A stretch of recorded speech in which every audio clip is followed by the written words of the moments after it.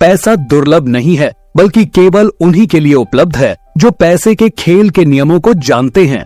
आप चाहे माने या न माने, इस समय पैसे को लेकर जो आप फैसला ले रहे होंगे वह आपके आने वाले कुछ सालों के फाइनेंशियल स्टेटस पर असर डालेगा।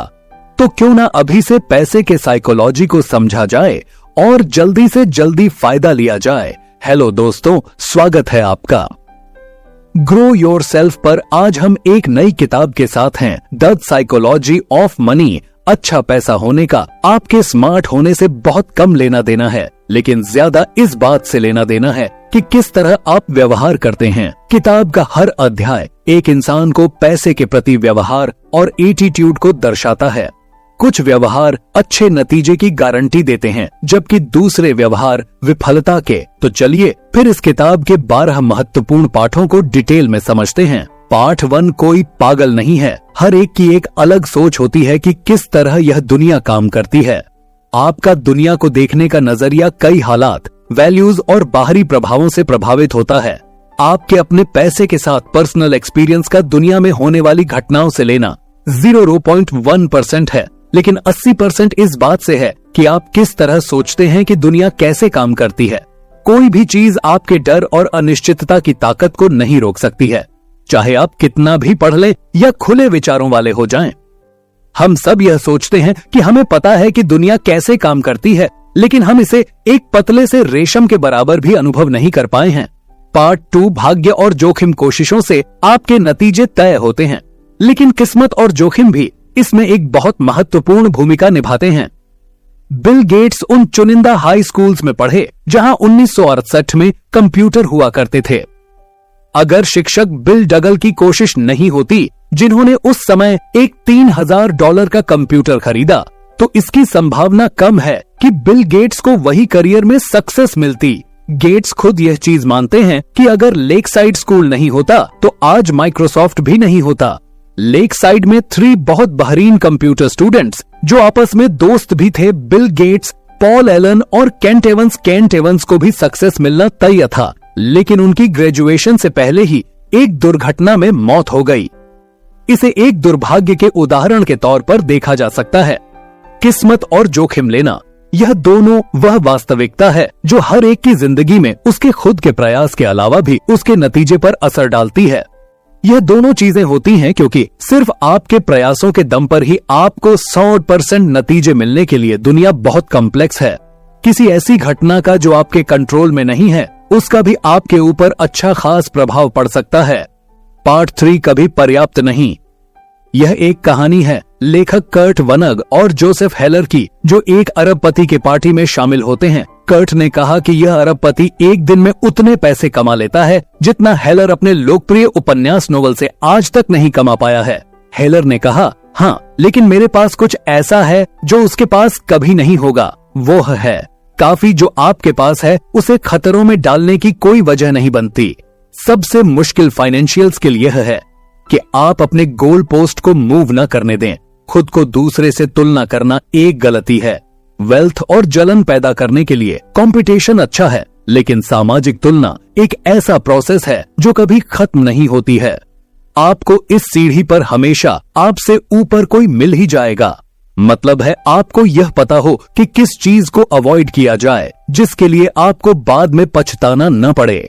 कई चीजें जोखिम लेने के लायक नहीं होती, चाहे उनसे कितना ही फायदा क्यों ना हो। एक छोटी सी लिस्ट जैसे प्रतिष्ठा, आजादी, दोस्त, परिवार, प्यार और खुशी जीतने का सिर्फ एक ही रास्ता है कि आप उस खेल का हिस्सा ही नहीं बने। Part 4, compounding. वॉरेन बफेट के पैसों के पीछे एक साधारण सा तथ्य है। वह सिर्फ एक अच्छे निवेशक नहीं है, वह लगातार 75 साल तक एक अच्छे निवेशक रहे हैं।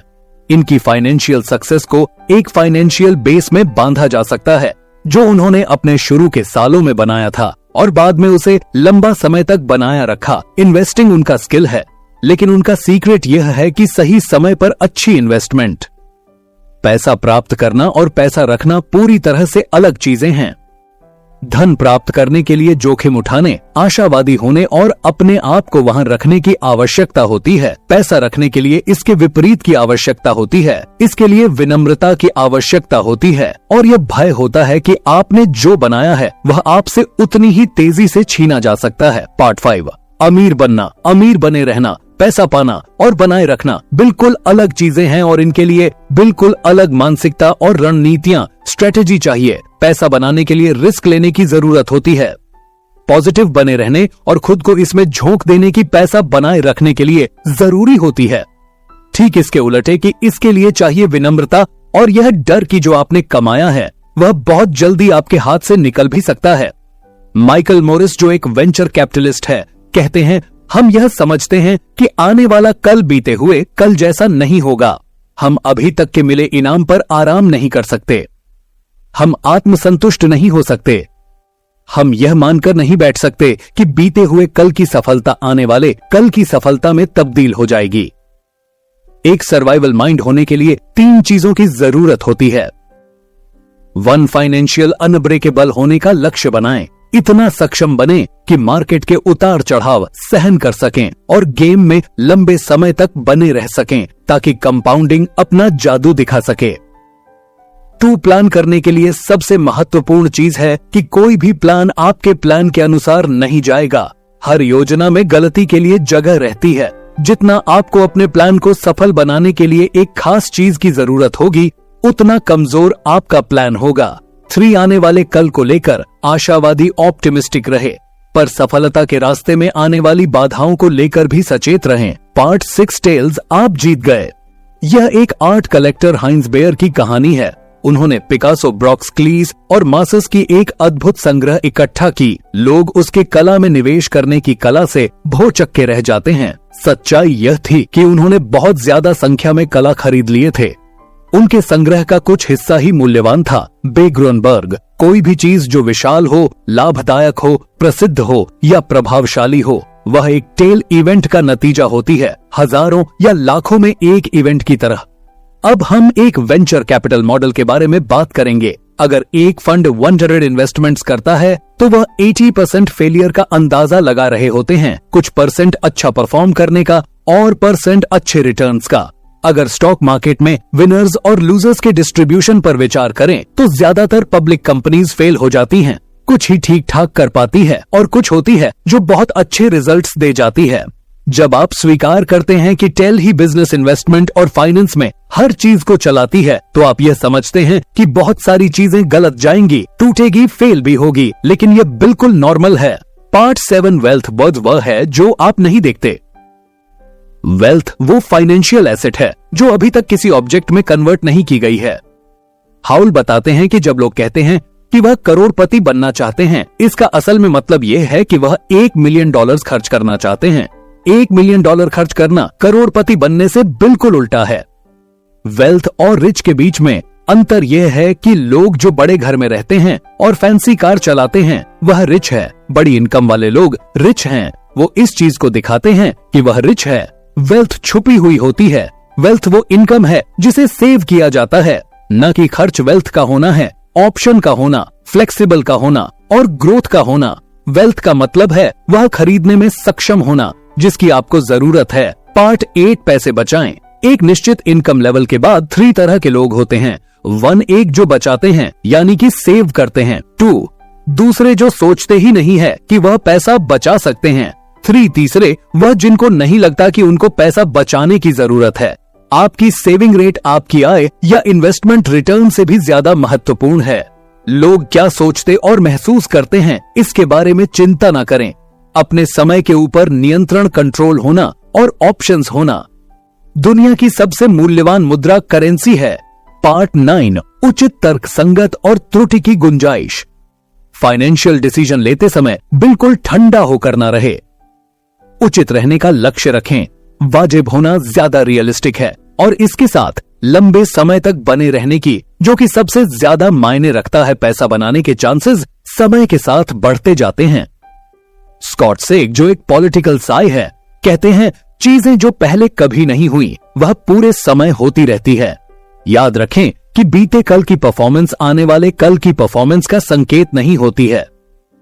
ब्लैक जैक और पोकर के प्लेयर्स को पता होता है कि वह संभावनाओं के साथ खेल रहे हैं, निश्चित के साथ नहीं। सबसे बेहतर प्लान यह है कि उन चीजों के लिए प्लान किया जाए जो आपके प्लान के हिसाब से नहीं जाती हो। आप इसको गलती के लिए जगह होना भी कह सकते हैं। यह इकलौता तरीका है सुरक्षित रूप से ऐसी दुनिया को दिशा देने का जो कि अनिश्चितता हो से चलती है, न कि निश्चितताओं से। ऐसी चीज के लिए तैयार होना या उम्मीद करना बहुत मुश्किल है जिसे आप देख नहीं सकते। तो आप क्या कर सकते हैं? आप यह कर सकते हैं कि आप फेलियर के सिंगल पॉइंट को अवॉइड कर ले, फेलियर के इम्पैक्ट को मिनिमाइज कर सकते हैं। असफलता का सबसे बड़ा सिंगल पॉइंट यह है कि आप अपने खर्च और जरूरतों के लिए सिर्फ एक इनकम के सोर्स पर निर्भर रहते हैं, वह भी बिना किसी सेविंग्स के। बुरे दिनों का फंड एक अच्छा आइडिया है। उन चीजों के लिए पैसा बचाएं जिन्हें आप अनुमान या भविष्यवाणी नहीं कर सकते।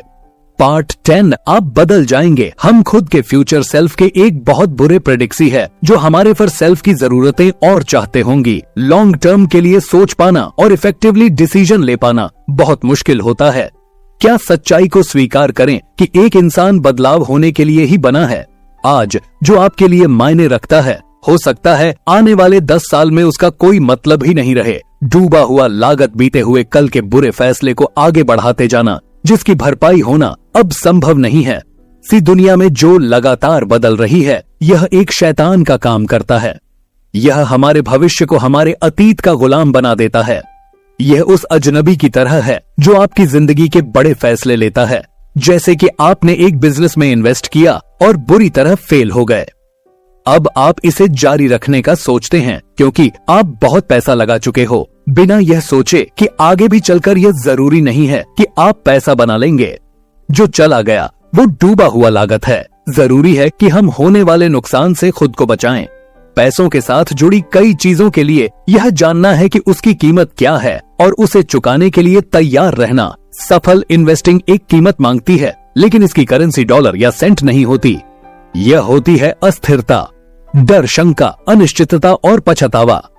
यह सारी चीजों को अनदेखा करना आसान है जब तक कि हम असली में इन्हें फेस नहीं कर लेते। बहुत कम लोग में यह कहने का स्वभाव होता है कि ठीक है, अगर मैं अपना 20% पैसा गवा देता भी हूं तब भी मैं ठीक हूं। लेकिन अगर आप अस्थिरता को एक फीस की तरह देखने लगते हैं तो चीजें अलग दिखती हैं। जब आप लॉन्ग टर्म में इन्वेस्ट करते हैं तो आपको शॉर्ट टर्म में मार्केट के उतार चढ़ाव को स्वीकार करने के लिए भी तैयार रहना पड़ता है। पार्ट 11 निराशावादी नेगेटिव सोच सिर्फ सकारात्मक पॉजिटिव सोच से ज्यादा आम नहीं है, यह उससे ज्यादा स्मार्ट भी लगती है। यह आपको बुद्धिमत्ता के तौर पर बंदी बना लेती है और हम इस पर सकारात्मकता से ज्यादा ध्यान देते हैं।